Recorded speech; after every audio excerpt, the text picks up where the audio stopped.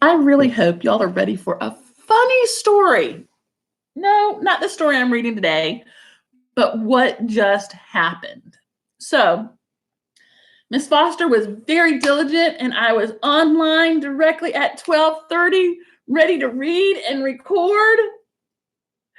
And I forgot that I had switched my account to my personal account on YouTube this weekend while I was doing something.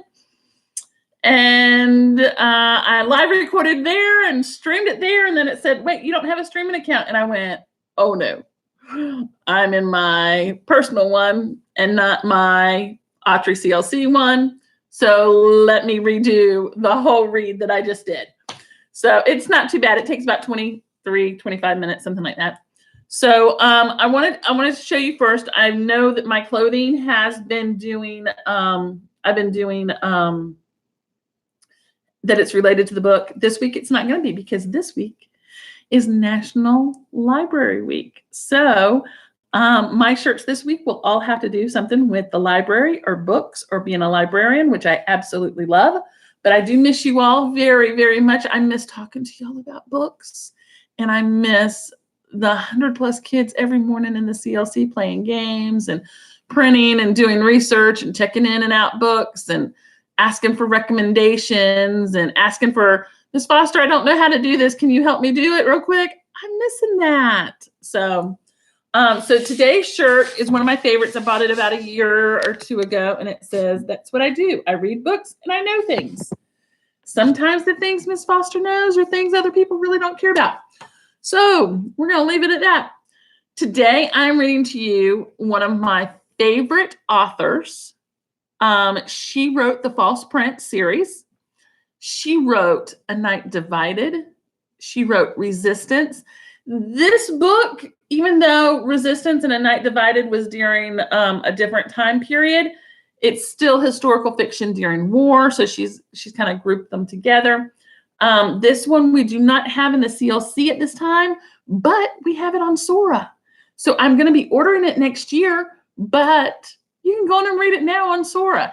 We have the audiobook, and we also have the ebook format of it. The audiobook is checked out right now. Excuse me, but you can put it on hold. And then the ebook of it, I've borrowed it. I have not checked it out. So I'm just previewing it. So the title of the book is Words on Fire. And it's by Jennifer Nielsen, which she's one of my favorites. I love how she tells a story. The False Prince was one of my absolute favorite series. So, and she likes that historical fiction, and sometimes she mixes in a little bit of magic. I'm just going to go and start reading, but I think you'll like this book too. If you like historical fiction, I think you'll like this. So this one is, boys and girls both at Awtrey love historical fiction. So I think this one's going to appeal to a lot of people. I am reading 2 chapters today, only because the very first chapter is a page and a half. So I'm going to read the first chapter, and then I'm going to jump right into the second chapter. My name is Audra. In my language, Lithuanian, it means storm.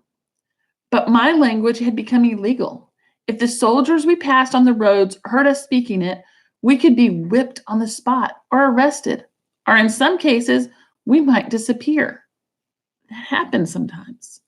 So I avoided saying my name in public, but I often wondered if my language was forbidden, then my name was forbidden, which meant I had no name, which left me perfectly free to do everything I could to defy the Russian occupiers.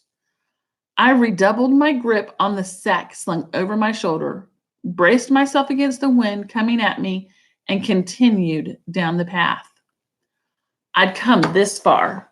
No matter what was ahead, I could not stop now. I would not stop now.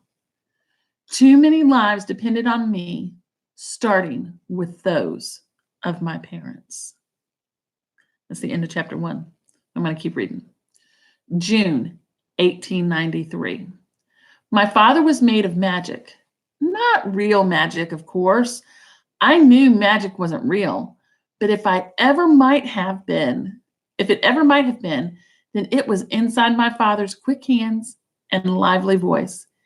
He was born with tricks and effects and a talent to share them with others, delighting audiences wherever he traveled.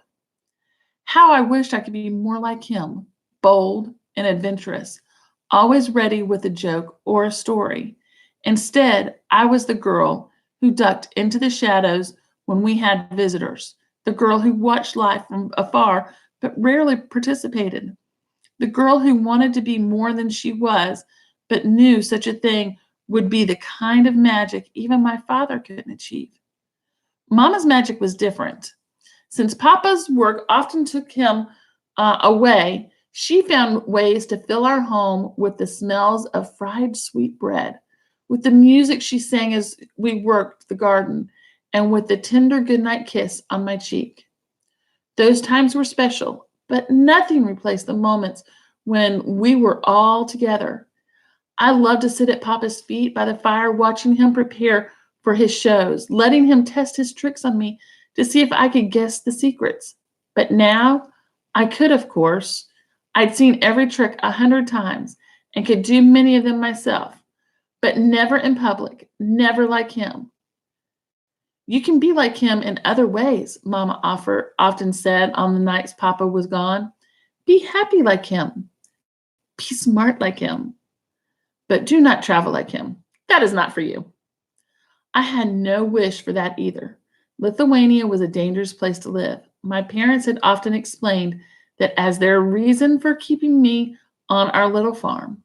Our country was occupied by Cossack soldiers from Russia, the empire that claimed Lithuania as its own. Lithuanians disagreed, of course, but we were a small country of farmers and simple peasant folks. What were we supposed to do against such a vast empire? We're supposed to keep our heads down and obey their laws, Mama said whenever my father broached the question. Then she'd steal a glance at me. For Audra's sake. All of this is for Audra's sake, was all Papa always answered, was always Papa's answer. Those conversations continued late into the night, long after they thought I was asleep. And those were the moments when I realized that something about my father's work had begun to make Mama nervous. Has he gone too far? She'd whisper. Have we risked too much? It wasn't the first time she'd asked that question, but lately Papa was taking longer to answer. On this night, he finally replied, Everything is fine, my love. This work is more important now than ever. Then his work wasn't magic shows. Not really. My father must have been involved in something more serious when he traveled, something that made Mama anxious. Then she offered another question. Do you think Audra suspects something? If I did, then that was all I had, a suspicion of something. And Papa's assurances that I didn't know what they were doing began to feel like an itch that I couldn't scratch. I needed answers. To get them, I began secretly listening in on their conversations, becoming so good at it that I could sneak up close enough to touch them and they wouldn't realize I was there. One scrap of information at a time, I began to understand that something in my father's travels was illegal and dangerous, and that Mama feared one day he would make a mistake and we'd all be in trouble. Every discussion they had ended the same way, with their agreement to keep me out of their business. That is, until the summer after I turned 12. On the evening of the summer solstice, Papa said to my mother, Audra should come with me tonight. I immediately sat upright, wondering what might have made him suggest such a thing. He was seated in his chair at the table and had been reviewing a card trick for tonight's performance. Laid out on the table was his brown leather shoulder bag, the one in which he carried most of his tricks. At his side was a tall canvas sack containing extra clothes and provisions for his travels from one village to the next. He wore that on his back and rarely traveled with anything more. Did you hear me, Lena? Papa asked, giving me a wink as he did. Audra should come. Mama didn't even look at him to answer. You're going on to other villages after the show. Audra won't know how to get back home. Mama was stirring a stew for the night, making extra for Papa to take with him. Her voice was usually soft and gentle, but I heard the warning in her tone. Tonight, there would be no chance of me going. But he wasn't giving up. Well, I'll stay in our own village square, and there will be festivals all around. Festivities all around. She won't be in any danger tonight. How do you know that, Henry? People have disappeared from our village. We both know why. Audra is still young. Will the soldiers care about that? My father sat his cards down. She must learn to see our world the way it is. The way our world is, Audra is safer here. Ignoring danger does not protect us from danger. Let me teach her. His voice lowered almost to a whisper. I've been giving this a lot of thought. She's better off if she knows. Mama crossed the room to face him, directly standing at my side. Henry, we have an agreement. By then, I was sitting up even taller, trying to figure out what they were talking about. What is the agreement, Mama? I want to know. Mama folded her arms. You don't understand what you're asking. I lowered my eyes, considering her words, while Papa said, but we do. We cannot refuse to teach her any longer. We agreed to do everything we could, but no more than that. Nothing that puts Audra in danger. She glanced at my father's canvas sack. Is everything packed and ready? Yes, including the most important part. My curiosity sparked. Can you show it to me, Papa? He opened his mouth to answer, but Mama took his hand and said, help me carry in the milk, she said, pulling him outside, which meant they intended to finish talking where I couldn't hear. I hated when they did that. When they made it obvious how little they trusted me with their most serious conversations. If they couldn't trust me, then I figured there was no need to be trustworthy. Papa was carrying something away from here in secret. I had to find out what it was. As soon as the back door swung shut, I tried to lift his bag, but it was so heavy. I could barely make it budge.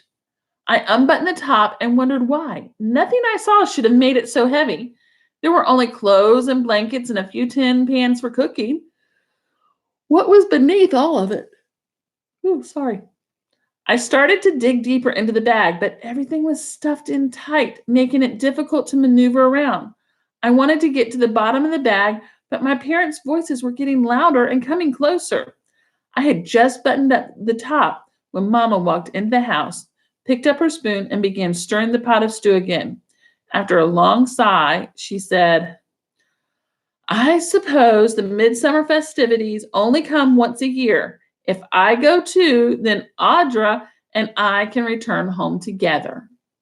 From where he stood in the doorway, Papa's eyes twinkled.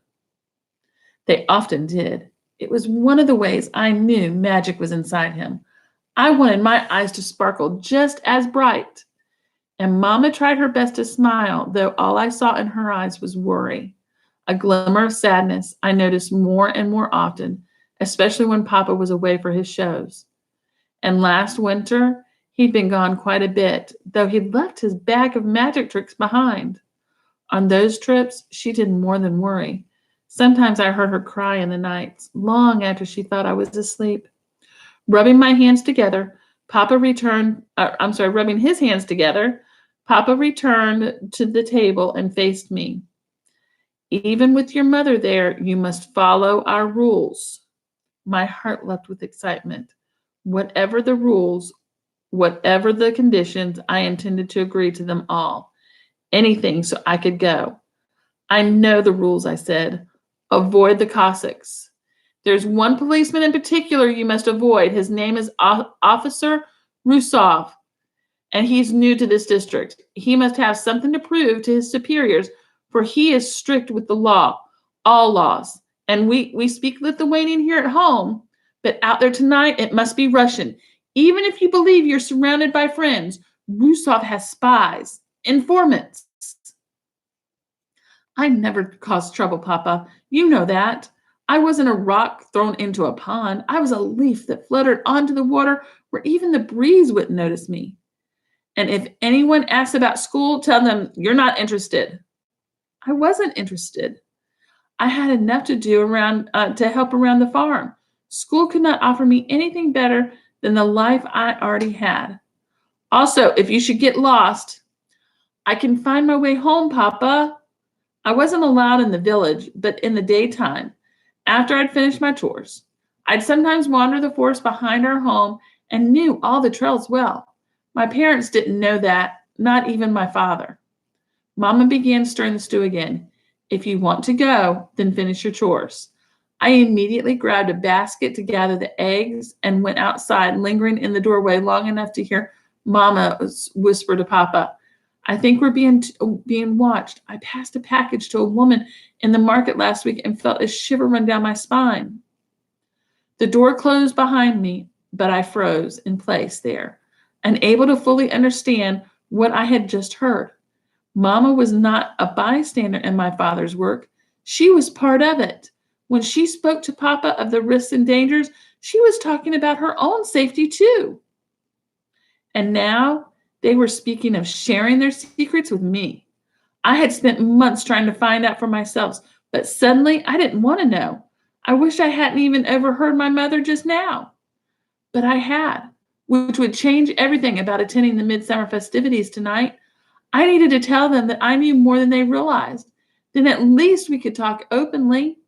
I turned to enter our home again, but instead I pressed my ear against the door, just in time to hear Papa say, we're making a difference. I can feel it. The Russians can feel it too, Mama said. They've occupied our country for decades. Nothing we do will change that. At least they might acknowledge that this is our country. We are not Russians. We will never be Russians. Don't you see how important this is? I know it's important. That's the only reason I'm coming along tonight, to help with this delivery and to be sure we're all safe by morning. Audra can help, Papa said. She's quiet, but she listens and watches, and she is smart. She's not ready, Henry, because we haven't prepared her. Let me teach her. Let me show her all there is to know. Another year, Mama said softly. Another year, and then we'll teach her. Please? After a brief moment, Papa agreed. Another year. Then he whispered his love to Mama, and at least for the moment, everything became right again in my world. Tonight would be better if they believed their secrets belonged only to them. I would tell them tomorrow, and we could enjoy this evening. Mama had described the festivities to me every year, but this was the first time I'd be allowed to go. This night, the 23rd of June, was the shortest night of the year and was said to be a night of magic. Herbs gathered from the meadows on the night would have special healing powers, and the grasses could be woven into wreaths that could predict the future husband of the girl who wore it on her head. I knew such things were nonsense, an entirely different kind of magic from my father's, but that didn't matter. I was so excited to go that my parents' secrets became pushed to the back of my mind. They were too serious for such a beautiful day. I was saving all of that for tomorrow after the festivities. After supper, I went to my room to change into my finest clothes, a white linen skirt and blouse with a green vest and matching plaid apron, finishing it off with white woven sash around my waist. Then I rebraided my hair, careful to brush out the long blonde strands first so they'd be neat and shiny in the moonlight. I wanted everything to go perfectly tonight, which was why when I emerged from my room and saw a basket of wet laundry, I offered to hang it for Mama so she could get ready. I walked out the rear door with the basket in my arms. The clothesline was at the back of our house, but enough to the side that I had a wide view of the land around us. I began hanging the clothes, starting with a long bed sheet that took some effort to get over the string. As I bent down for a towel, my breath caught in my throat. At least 10 soldiers on horseback were riding up the gently sloped hill towards our home. They wore blue uniforms with red bands on their caps and shoulders and 2 columns of gold buttons down their front. Each man carried a rifle, and many appeared armed in other ways. They were only 2 or 3 minutes away, and I had no idea what to do. This was what my parents had warned me about for all these years. The Cossack soldiers were here, and that could only mean trouble. Are you hooked? I am. So yeah, I want to read this book really, really, really bad, but I have like 4 or 5 of them that I'm currently reading. So that will give you time to go in and check the book out and read it. Again, the title of it is Words on Fire by Jennifer Nielsen. So go on in and check it out. It says I read 43 minutes. That's because I read it twice. Yeah, go in, check it out. There's information on our school's website about how to access Sora books and how to use the Sora app. So go in and watch that little video, and it will show you what you need to do. And then you can start checking books out. You can even connect to the public library and have books that they have there. So my collection is both Cobb County Public Library and Cobb County School District's library collection and Awtrey's collection. So we have a little bit of all of it. So, all right. So Awtrey, have a great day. Stay safe. It's kind of, I guess, a little cloudy outside. It rains past overnight and yesterday evening. So hopefully we'll have a good day.